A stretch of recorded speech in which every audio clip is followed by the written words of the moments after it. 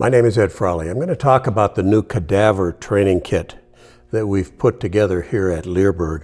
It's a kit that has a ton of different uses. So first, let me show you what's in our Cadaver dog kit. When you open it, the first thing you're going to see is a tweezers.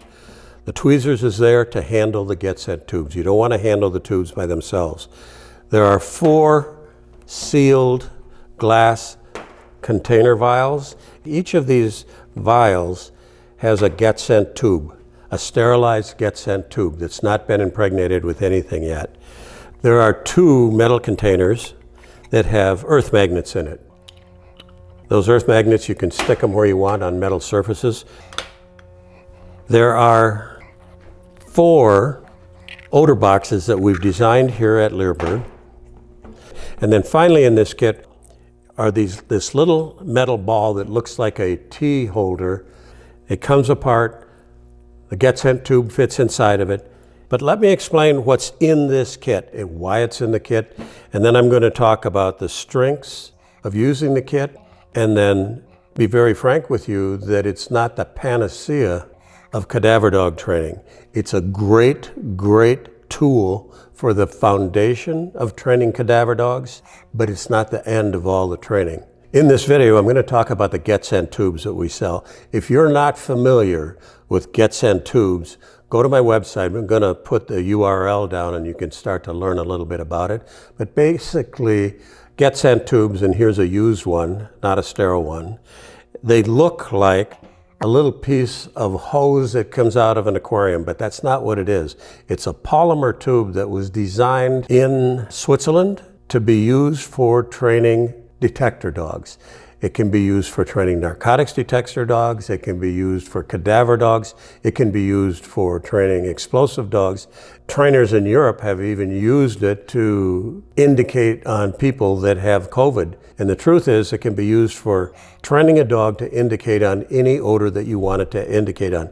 And according to what the people at Getxent have said, those dogs that are trained in that are about 97% accurate. And that's what we look for in a good narcotics detection dog. No dog is 100% perfect, but let me explain what's in this kit, because it comes with 4 vials that look like this. Each vial has a sterile Getxent tube in it.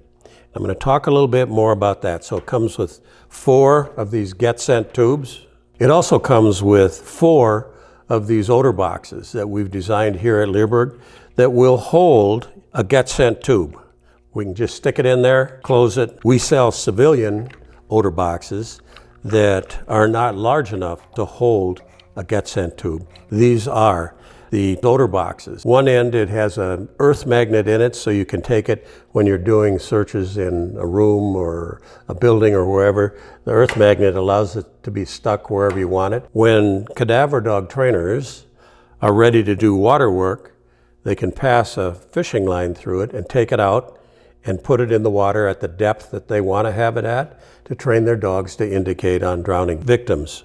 But just as important, when you're working on a rubble pile and you have to hide odor, you can always put your odor down into a little crevice, and if you've got it tied to a string, you're not going to slip and have it lose it down in a big God knows where that's going to contaminate odor for other dogs that are going to come along. So it's a great idea on how to contain your odor and use it in training. I also want to make a note here that in the kit, these 4 odor boxes, when you get them, you're going to notice that we've designed them so that they're each a different color.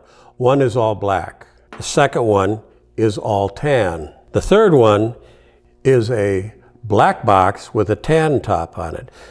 And the fourth one is a tan odor box with a black top on it. Now the beauty of that is that when you're going to train a dog from the foundation, you've got to have your training records set up. So this is going to help you do it, because you can keep track of, okay, this is what I'm going to do with the all tan box. This is what I'm going to do with the all black box. This is what I'm going to do with the tan and black box. And this is what I'm going to do with the black and tan box. Now I'm going to talk a little bit more about training records and how to use them in a second, but that's the point I want to make here. The kit also comes with 2 magnetic tins with air holes in them. There's a earth magnet in each of the tins. So there's 2 of these tins. And then there's a small, round, looks like a tea bag container that screws apart, that you can put your Getxent tube in it. And again, you can attach a fish line to it and put it in the water at the depth that you want, depending on the dog you're training and the level it's at in its training. I will say this, that I've had conversations with cadaver dog trainers that have used the Getxent tube, and this person had already got success by having these tubes lowered to 30 feet of water, and her dog would indicate on it. So it's a pretty slick little deal. Oh, one other thing you have in the kit, and that is a little tweezers, because we want to make sure that when we handle these tubes, we're not touching them. So as I said, each one, you might not be able to see it here, but I'll put a close-up. Each one of these vials comes with a tube in it. And when you're going to use it, you have to impregnate the tube by taking it out with the tweezers and putting it in a container jar, where it will be in this jar and sealed so that it impregnates the odor of what it's in there with. It does not need, if you're new to Getxent, you already know, but if you're not familiar with Getxent, the tube does not need to come in contact with whatever you have it in the jar. Here we're talking about cadaver dogs, but also for narcotics dog trainers that are training their dogs to work on fentanyl, this is a huge thing. This is something that fentanyl is a dangerous, dangerous, dangerous narcotic that we don't want to touch. We don't want K-9 handlers to touch. We don't want the dogs to touch. This is a beautiful way of training a dog on fentanyl, because you can impregnate it with this.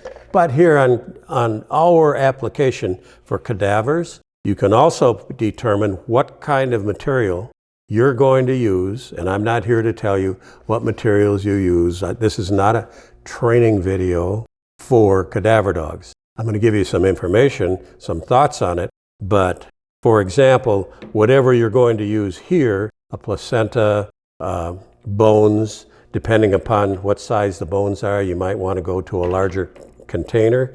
But I will say this, that my friend, who's been my friend for over 40 years, Kevin Sheldahl, runs a police K-9 school down in Albuquerque, New Mexico. He runs a 6-week course. He was a K-9 handler for decades. Now he's retired, but he still runs these K-9 courses. 6-week course, and I think he's on his 71st 6-week course. And each course has 10 to 20 K-9 handlers. Kevin has probably as much or more experience training scent dogs, odor detection dogs, bomb dogs, than anybody that I know in the United States. I don't know everybody, but I know one thing. Kevin knows what he's talking about. He and I last year released a course on lecture and video on training scent detector dogs. The work in that course can also be used as the foundation for Getxent work. The Getxent work is great for the foundation training for cadaver dogs. But once you get your dog trained in the foundation work, you have to move beyond that in cadaver work anyway. Not always the case in narcotics work. How Kevin approaches using the Getxent tubes, and that is, he will put his, I'm going to reach in here and grab it, wouldn't ever do this on an unused Getxent tube. He will put his Getxent tube in the container and impregnate it for at least a week. And the reason that he does that, and it's important to understand that, because with narcotics dogs, you can go that long. You can go and put it in with fentanyl for a month and have it absorb as much odor as possible. The longer the tube is in with the odor, the more it's going to absorb. Now, as far as the cadaver work goes, Kevin wants it in there for a week because he wants the Getxent tube give off a large odor cone. So it's not like narcotics where it's okay for a dog to indicate on a 1/2 gram of fentanyl because fentanyl is so dangerous.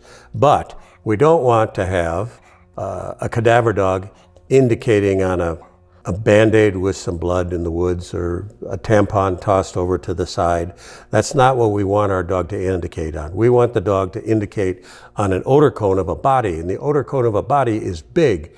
So what we try and do is start with a Getxent tube that has a lot of odor on it. Not only that, when Kevin starts, for example, when he'll use a piece of placenta in training, he'll actually take 2 Getxent tubes that have been impregnated for a week each, and he'll hide them both together so that he has a bigger cone. And the more experience the dog has, then he'll back it off to 1 tube. What he doesn't do is back it down to the point where he's only have the Getxent tube in there for 24 hours. He wants a large odor cone. And the way he handles that in training is he has a spreadsheet. You can do your own spreadsheet. You obviously have to have training records. Anybody that's doing this kind of work that's going to end up possibly have to go to court, you better have good training records.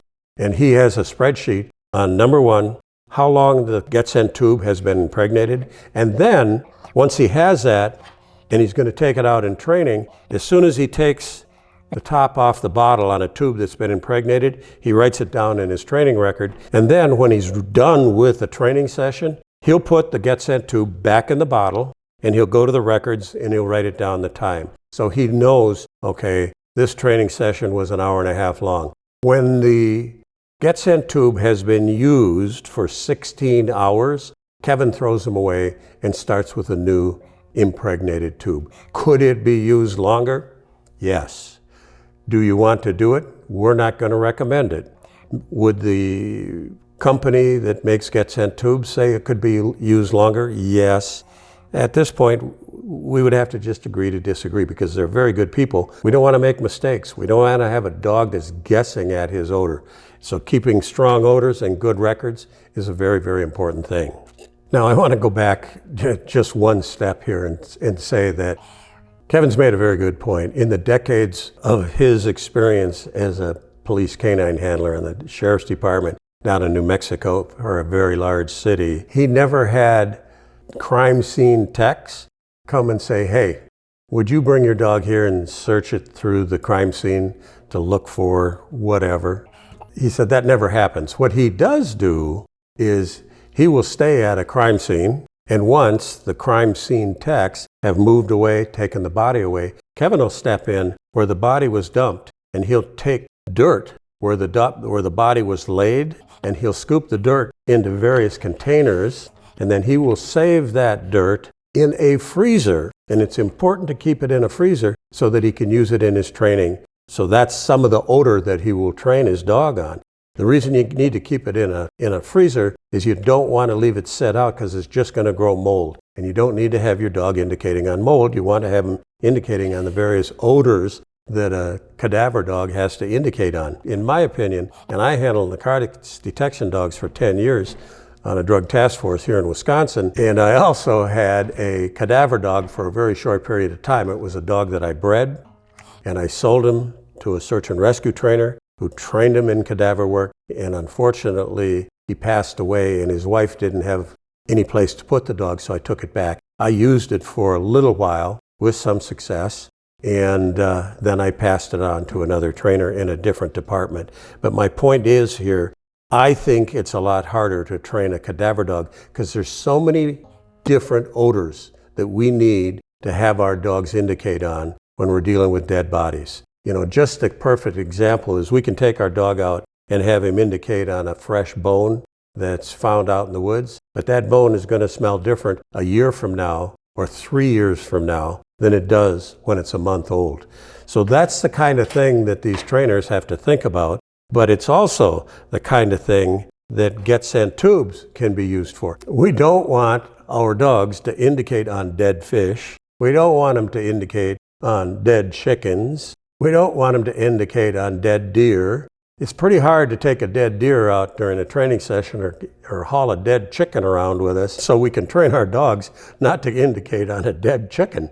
So you can use Getxent tubes for that. That's the beauty of it. If I was training a detector dog today, I would have one kit just for the various odors that we want the dogs to indicate on for the dead bodies. I'd have another kit set aside for odors that we want our dogs not to indicate on, so we can proof the dogs off of these other odors. It's kind of a slick way of using the Getxent tubes. So in closing, I want to make it a point that we offer the training kit that has the Getxent tubes in it, but we're also going to offer the training kit where you have all of these items in it, but there's no Getxent tubes in these. So you can use these and hide them in your training area. They've never been in contact with Getxent or the odors, and you can hide them to proof your dog off of indicating on these items when we only want them over here indicating on a Getxent tube. If you want to learn more about Getxent, go to the webpage that I'm putting the URL on now on Leerburg, and you can read about it. Because it's a great product. We sell a lot of them. We sell replacement tubes